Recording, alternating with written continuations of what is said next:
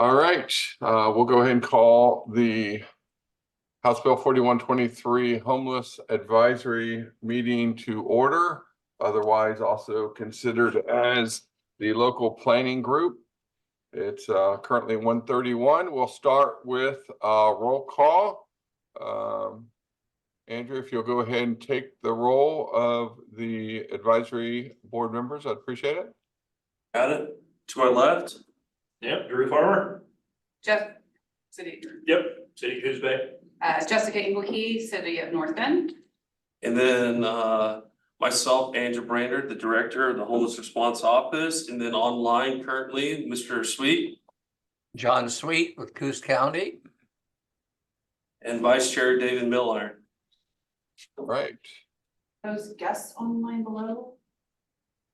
Oh, dropped from Adapt. And for those online, would you mind saying who yourself? That's actually not necessary for the roll call. The roll call is for the board. My apologies. Stephanie's here. Councilor Gilmer. All right, so at this point, we'll now open it up to public comment. Andrew, do we have anyone that is requesting public comment? No public comment? Okay, no public comment. Are the people online guests, or are they here for public comment, or who are they? What are the names of the people online? I can't see them. We have multiple folks that are, let's see, we have myself, we have Andrew, we have John Sweet, we have Joshua Sowers from Adapt, we have Melissa, Stephanie Kilmer, and then the AI meeting. So that's who's listed online.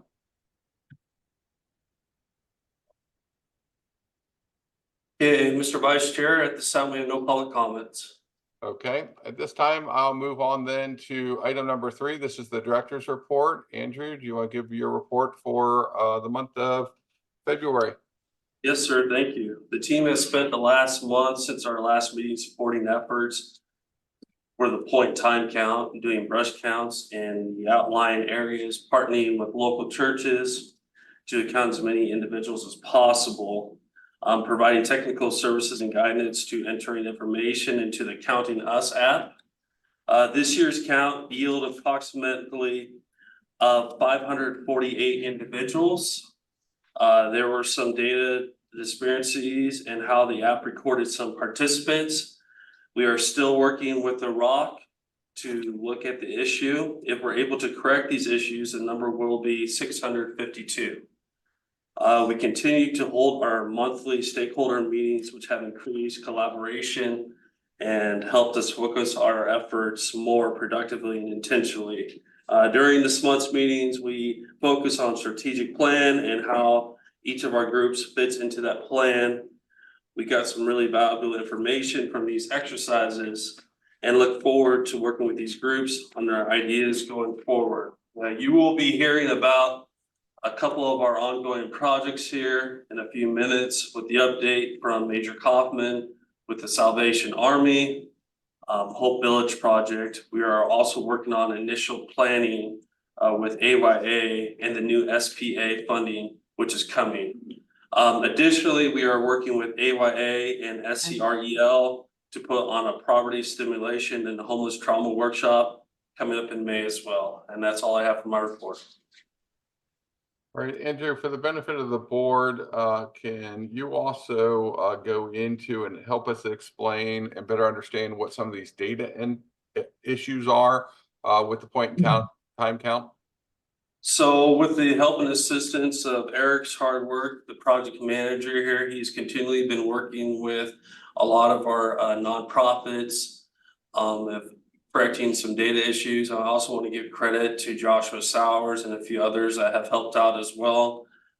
They continue to work with Brooke Matthews, who is part of the ROC organization, and it's still been ongoing, and hopefully this will be settled soon. And Eric, would you like to share any more information about that?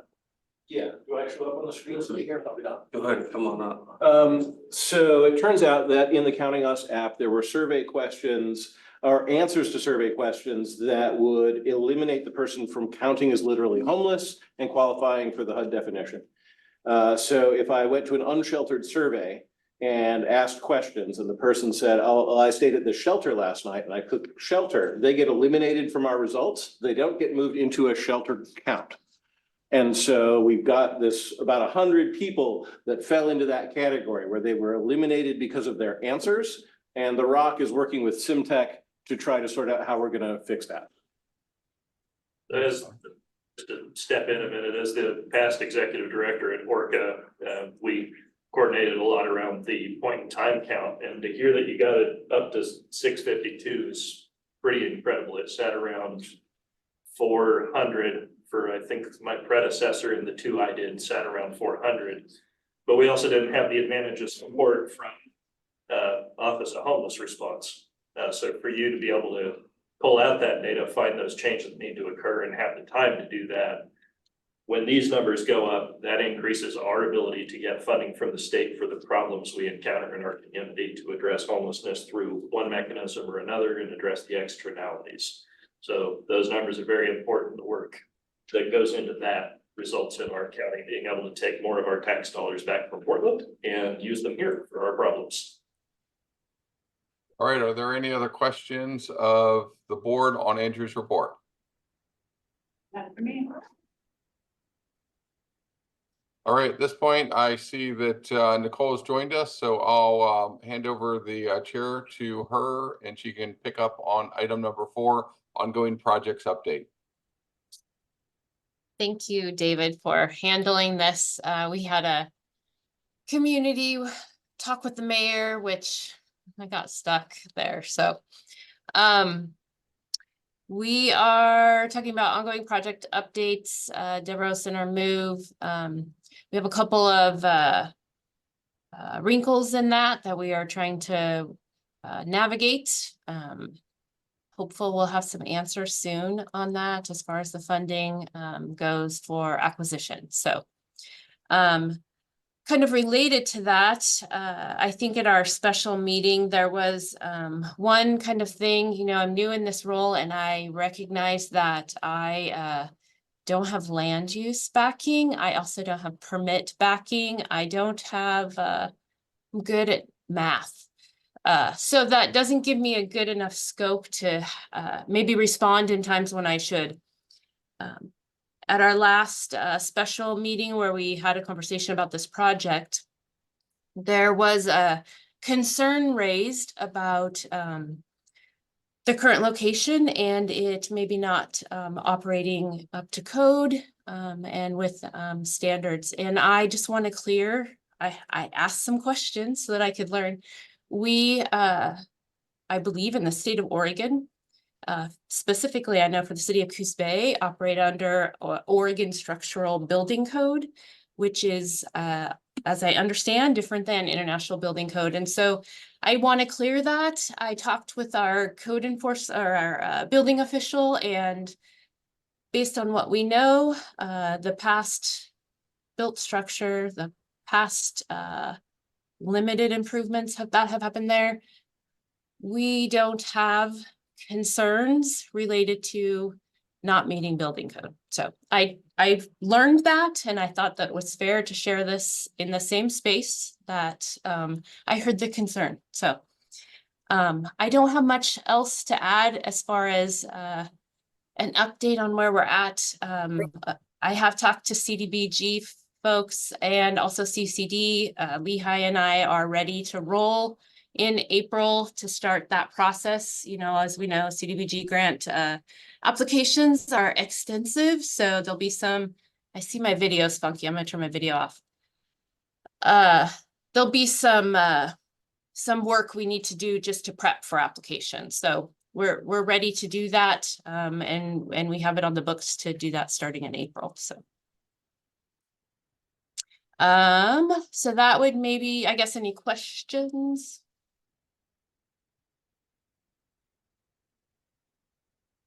Okay. So that would bring us to an update on the Salvation Army project. And if Major Kaufman is there, I'm going to be so proud of you because you were at our meeting also. Madam Chair, with your permission, actually just walk in right now is the major, so Major Coffin, you're on. It's good to see you, sir. Come on up with Mr. Matthew here. Sorry. Perfect timing, sir. And you're on. Sorry, I'm late. I apologize. Had to make a stop on the way over. I'm sharing about the updates to the Salvation Army Hope Village project. The Hope Village project is in progress with the Salvation Army internally. The place that it sits right now is in the deferred status with our leadership, which is our board of directors in Aliceburg, East California. They have deferred it for 3 reasons. They're concerned about populations we serve. Salvation Army has some internal policies that ensure would protect vulnerable children and vulnerable adults. So they're concerned with the interactions that may happen. So I've already shared with them several times that we've thought these things through. They're also dealt with in the answers. So my boss, he sat down with me last Saturday. We were both in Roseburg, and he shared with me that he put that back to his boss, that this has been addressed. They were concerned about the long-term funding for the project. Again, those concerns have been addressed as much as possible. Without a crystal ball to see the future, we're doing our best to ensure that we're working with every funding agency, HUD, any agency that's out there doing housing. So those concerns were addressed as well. All that to say, he shared with me his response that was framed as an answer. And the hopes are that defer just means it's put off. They meet every 2 weeks. The letter he wrote wasn't to a committee, it was to his boss. So hopefully I have a meeting with him tomorrow morning at 10 a.m. from 10 to 11. And hopefully I'll hear some news about the response from his boss. He's technically the guy that's in charge of making this decision. So if it has to go back to the group though, it's 1 more week. So it'll be 2 weeks wait to hear the status change from deferred to approved. That's the hopes where I see no reason why it wouldn't be approved. But again, the Army has to look at several options in regard to long-term funding. I could share this. Many of the meetings I have with leadership share that donations across the board to nonprofits and the Salvation Army down 20%. Annually since COVID, so that means it's been dropping significantly over the years. That's a concern. I've assured them that while we have challenges facing us, there's nothing here that I see we couldn't fund 8 homes relatively easily. That's been my experience over the years, so I've shared that with them, and they're taking all that into consideration. That's where it stands. Wanted to share that with you.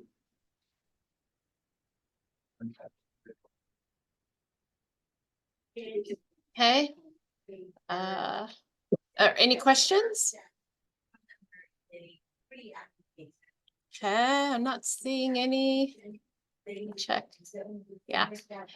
So that would move us on to item 4C, which is the North Bend Coos-Curry Housing Authority. And I did see that Matthew is there, so. Hi, everybody. Matthew Borderstrass, Executive Director of the North Bend City Coos-Curry Housing Authorities. Thank you for inviting me into the meeting. Thank you for giving me an opportunity to give an update on one of our housing projects that we have in the pipeline. So as you guys know, one of our big projects that's going to be taking place at the site with Banger School in North Bend is the North Bend Family Housing Project. The idea is to ideally be able to build up to around 180 units if possible of affordable housing on that site. Right now, we are in the process of working with Oregon Housing Community Services. The governor is making a historic investment on the state side into the development and production of affordable housing. But the caveat to that is that because of volume cap and private activity bonds and the restraints that we have at the state level, there is a loss of tax credits, which when you look at a project the size of North Bend Family Housing, that immediately puts, when you lose that tax credit equity from investors, that immediately puts about a $14 million hole in the budget. And in total, we need about $41 million to be able to build these units. So we've been in constant contact right now with Oregon Housing Community Services.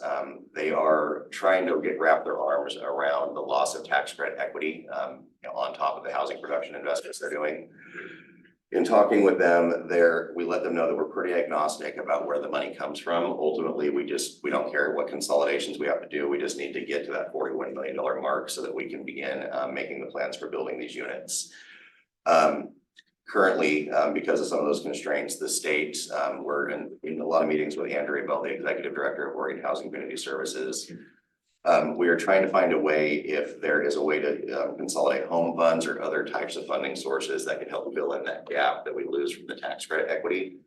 But there is a possibility that what we may end up doing is having to break the project into smaller phases so that we can bring forth 100 units at first and then make a phase 2 plan to do the remainder. Ideally, we don't necessarily want to have to do it in phases like that, because if we deploy the construction team to build the first phase, then that wraps up without the other one phase starting. They then leave to go to their next site, and then we have to pay to basically redeploy them into the area, which can cause issues. And it ends up inflating the overall cost of the project. So we're trying to be as flexible as possible, knowing that the need is to get units built. So we're going to do what we need to do to get this across the finish line, if we have to break it apart or not. But we're continuing to push on the fact that it's actually more affordable if they just build it all at once and give us the funding for it. And so right now, the state is looking at releasing applications for this next funding cycle sometime in April.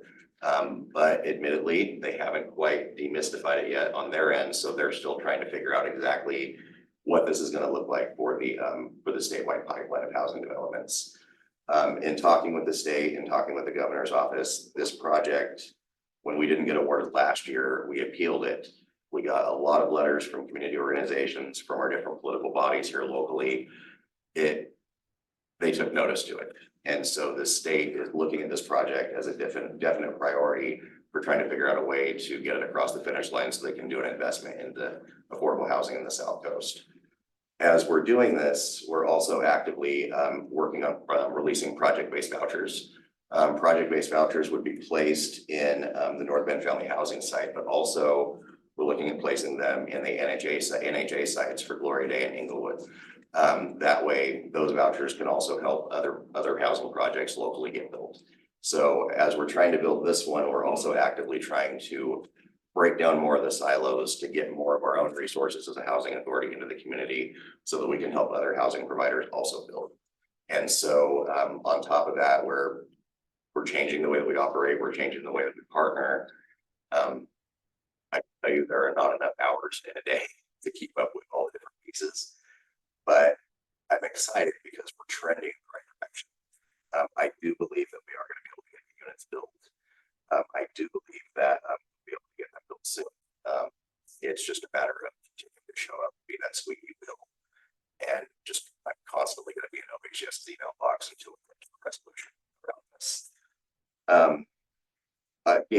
One of the things I had brought was this concept that we had printed. If you look at the bottom, you can see the logos that we have. Last year, we went through the Permanent Support Housing Institute with the state of Oregon. Part of the North Bend Family Housing Project is also going to be a partnership with Coos Health and Wellness, as well as the Devereux Center. The idea is going to be that they have invested $2.5 million of their Oregon Health Authority grant into this, which helps us show a strong local commitment of funds to be able to build these. But in return, what we're going to be doing is doing 20 set-aside units for Coos Health and Wellness clients. Those will be prioritized for individuals that are coming out of shelter beds out of places like Cold Bank Village, but are also receiving services from Coos Health and Wellness. And the idea is to have units set aside in here that can provide pathways from shelter beds into permanent housing. Ideally, this is going to be housing for the entire community, but it is our responsibility to also create pathways from homelessness to out of homelessness. That way, as we're building these things, we're building shelter services and we're building housing. we're actually creating a true community continuum, which is what our job is. And so I'm excited to be here. I would love to come back to this meeting more often to give more updates as we keep going. So, and then also we did also just acquire another site down in Curry County, so that we can also begin making plans once we get this one going to also start building more units down in Curry County. And so I'm here to build housing. So thank you guys. I remember when I was in Orca, we had also discussed, I think with the developer themselves, having case managers from Orca on site to ensure people were able to pay their bills and not end up back out on the street so that we aren't recycling the problem. So that'd be another thing to note is you also have the community action agencies supported in this. Absolutely. You know, that's a really good point too. When we also do these set aside units, one of the things that's going to be happening with that is this site will also have on-site space for service providers to be able to come on and meet with people. And so this community project will literally end up changing the way that we kind of do housing as a housing authority, even because it'll involve more people in our operations, involve more people working with our tenants, and it will also give us more resources to help with interventions as we need them. And so I'm really excited for where this will move us. So my question was is there anything that we can do to help? You had said earlier that you felt like that helped in some movement when people were writing letters. Is it time again to do that? Do we need to be lobbying our senators? How do we get that $41 million? Yes and yes. When we went through the appeal last year, a lot of the things that we got our feedback on was that OHS was actually worried that we would levy a lawsuit against them for the funding decision. And so the community support that came out got their attention. And so what I think as we continue these conversations forward is maybe find a way to showcase that support, maybe a promotional video of this board talking about why it's needed, or that way that could also be shown to OHS. I think there's some creative ways that we can show that community support and remind them that we have the political will and the community will to get this work done right now.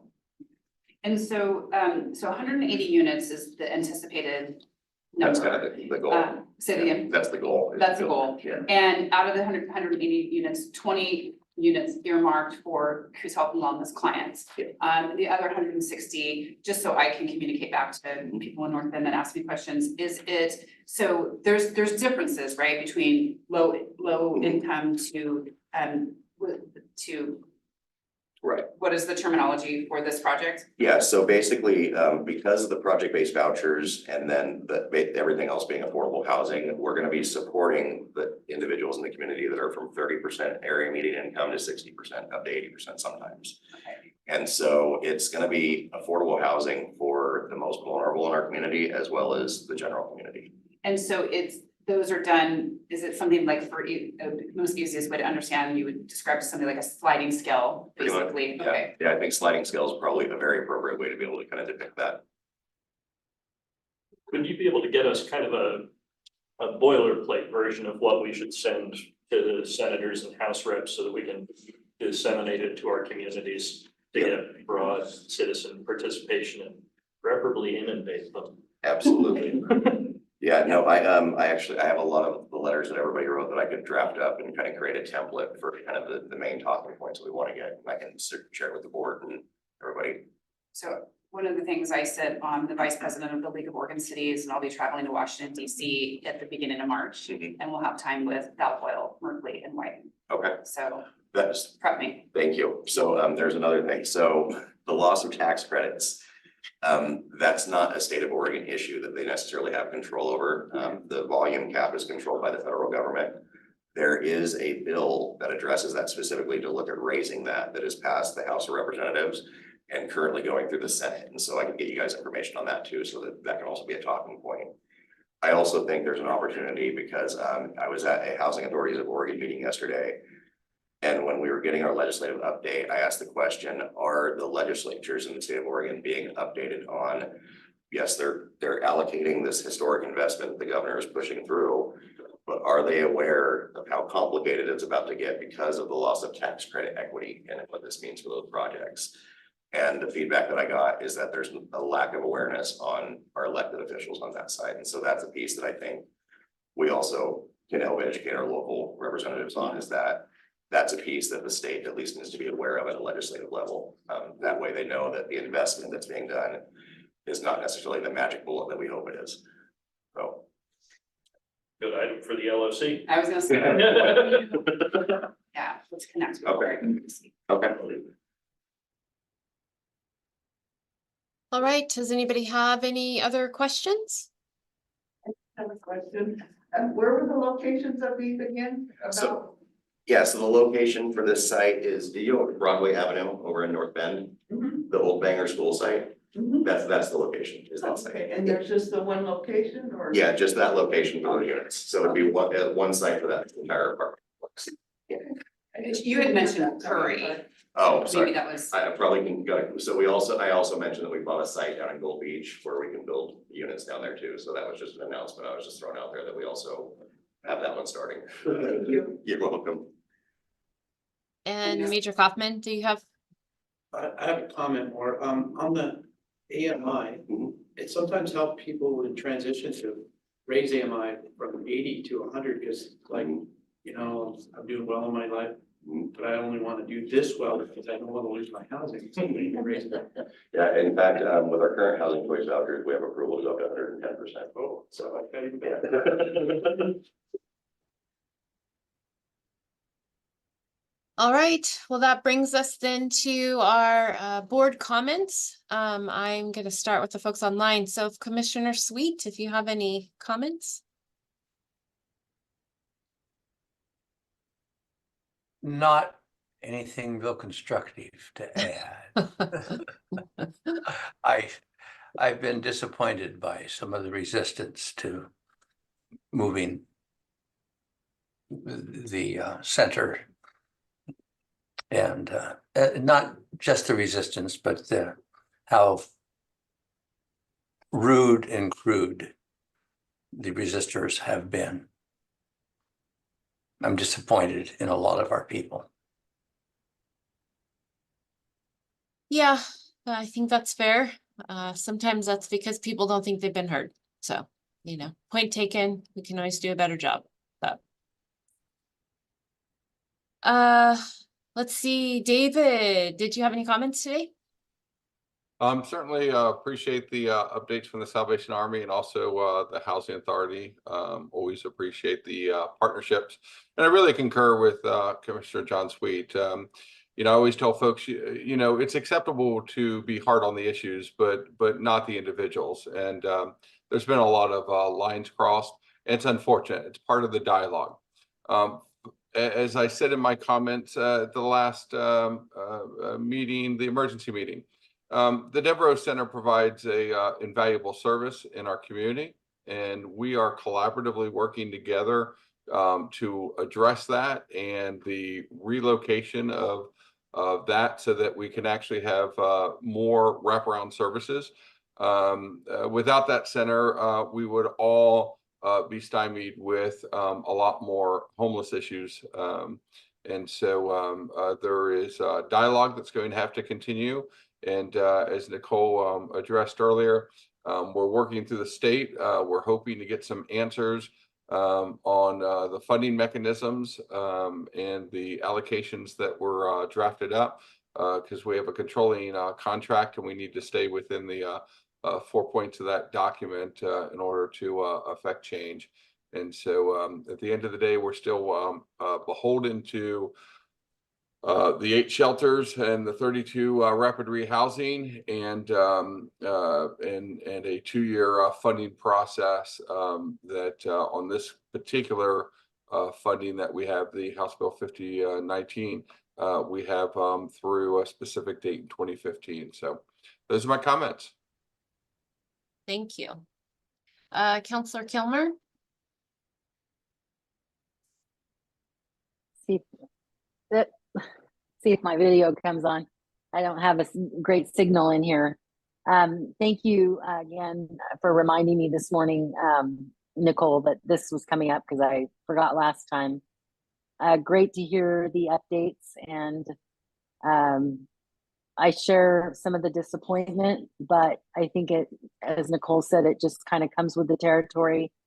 And we just have to resolve to stay focused on the issues. And I would love to get maybe some written information about the housing authority and maybe some of the hurdles that they're facing as they move forward. I think that there are so many things that we've talked about today that kind of combine to show how complex this issue is and how complex it is to move things forward.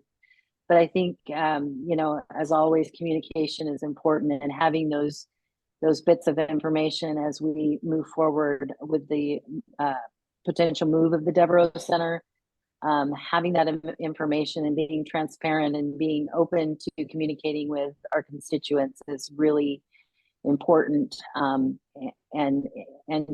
also showing that it's difficult. Sometimes it seems like we may just take a small step, and it is something a lot bigger because there's so many things that go into making that small step. So also, I appreciate the update on the Salvation Army piece as well. Again, if we can get these into minutes or something that we can share with our folks out there in the community, I would really appreciate it. Thank you. How about Mayor Engelke? Yeah, so I echo some of the comments that are being made online about some of the decorum that's out there.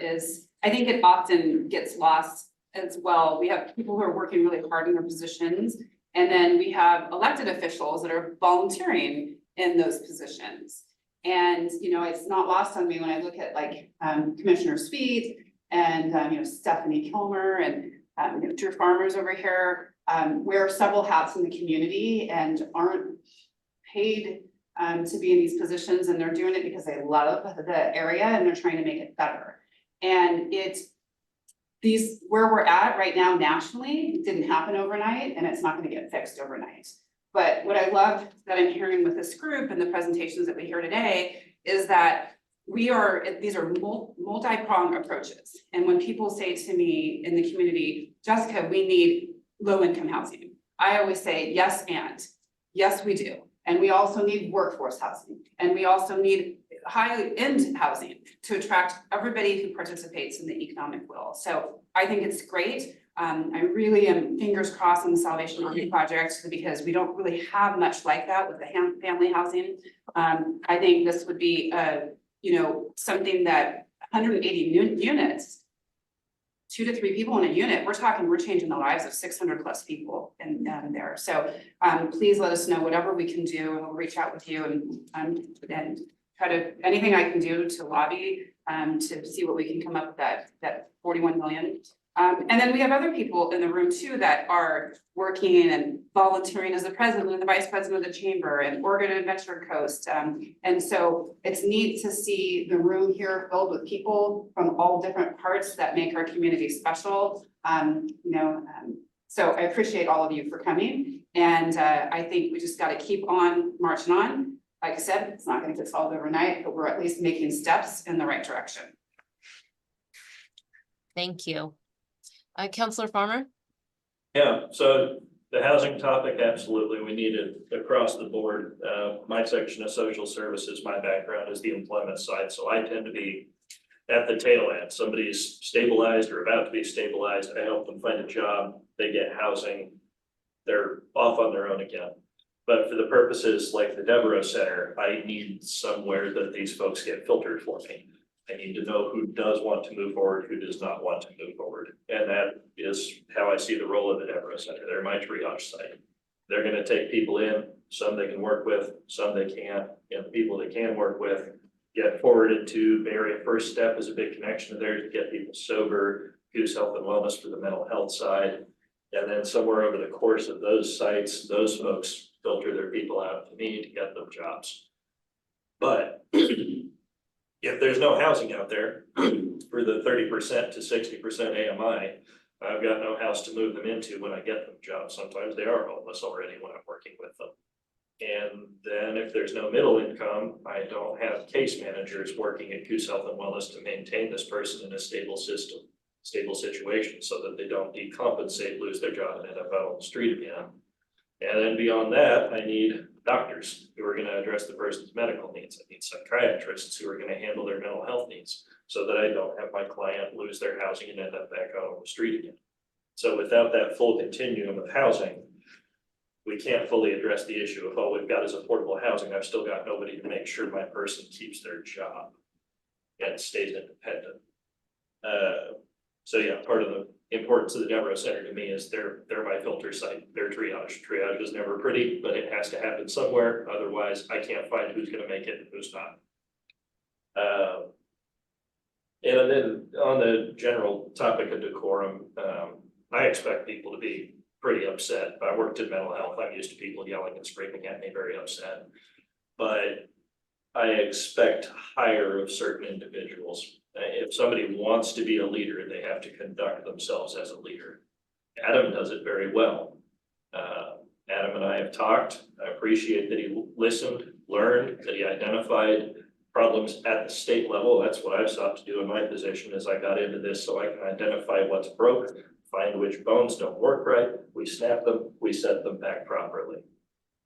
So I think working with Adam, I offered to him, we can work together now. He's identified something. I've got the experience and the tools on how to manipulate those things and start to make some fixes. Offered at the last council meeting last night, anybody that wants to work on issues with the state, anybody that wants to find ways to poke, prod, fix things, make them scared we're going to sue them so they fix things, whatever we gotta do really, to benefit our community. So yeah, that's my bit, yes. Sean from ADAPT wrote in chat, ADAPT has specific burn peers for housing, employment, and homelessness outreach peers to walk these people through those phases. Yep, ADAPT is a big part of it as well. We got a lot of partners, even Scott sometimes when he's not giving me trouble.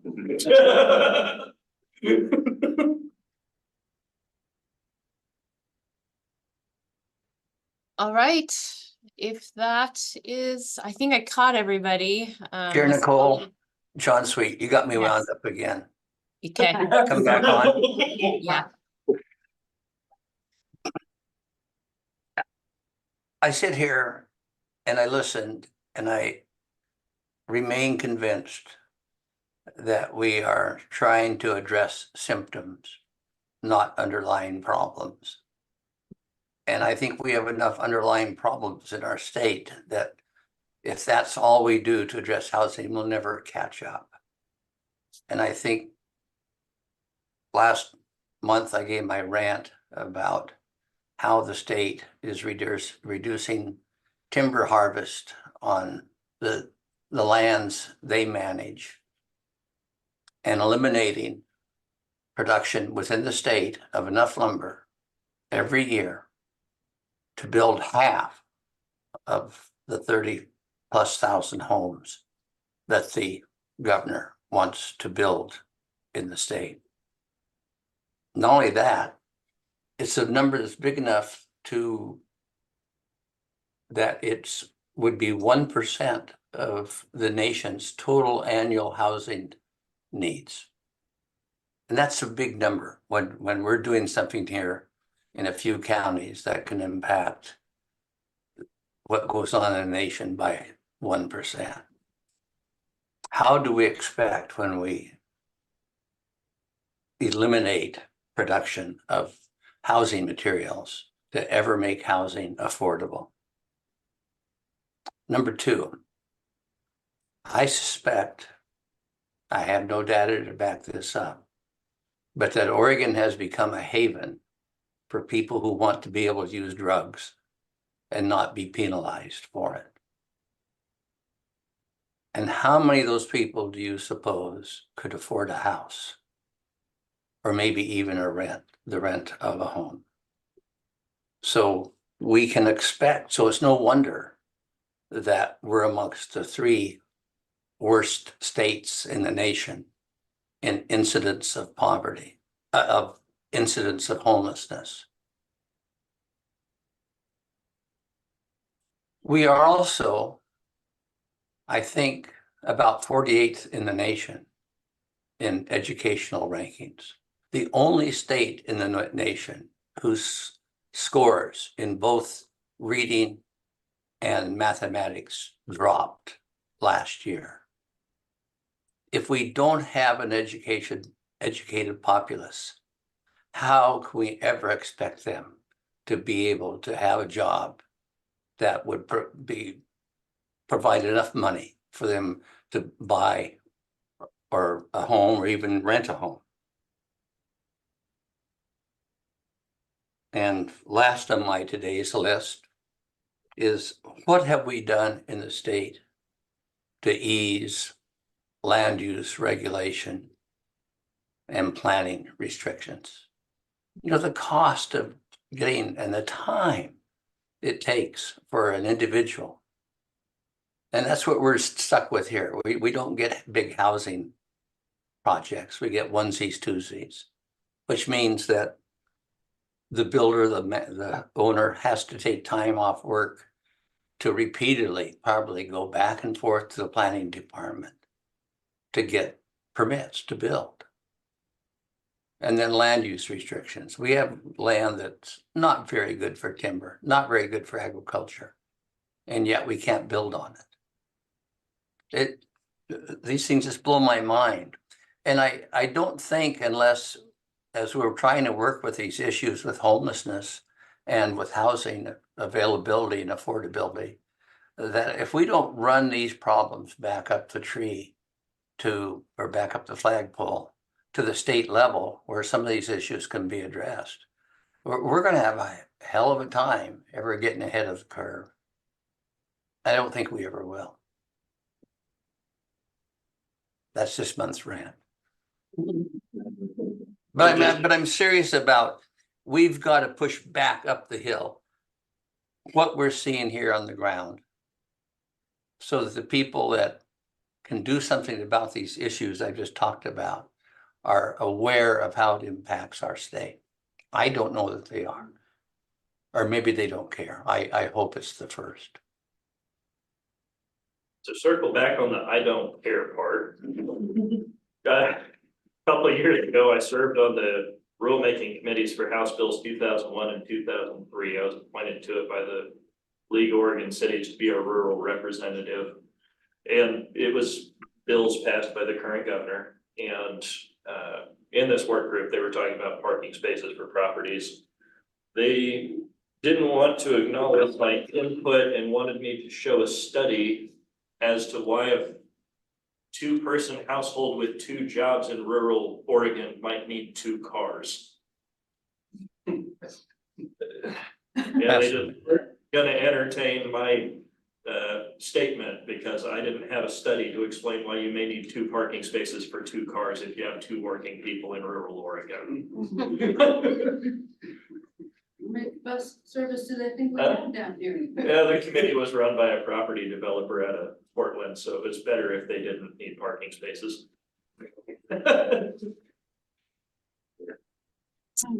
All right. Anything else? Yeah, off the cuff of what he was just saying, you know, our team just went up and spoke to both of our district senators just like 4 days ago. And we had mentioned the forward work that we had been doing on the streets and helping with people. And they both seemed very excited to help in any way that possible. If we need something to hit legislation floor, Boomer said, you know, just talk to him and he'll try to present it as best he can. So there are people up at state capitol that want to back whatever we're doing. It's just like being more verbal and talking with them about what our needs are. Maybe we could arrange to have Boomer and 1 or 2 others attend one of our meetings when they get done with the short session. Commissioner Sweet, they were actually invited to today's meeting, and it looks like they were able to make it, but we can make sure it's a priority next month as well. Yeah, I think they're in short session right now, so it's probably really hard for them to do it. They got a lot going on in that short session right now, and yeah, that's what it sounds like. All right. Anything else? I'm not hearing anything. I'm gonna adjourn the meeting then. Thank you all for being here today. Thank you, everyone. Thank you.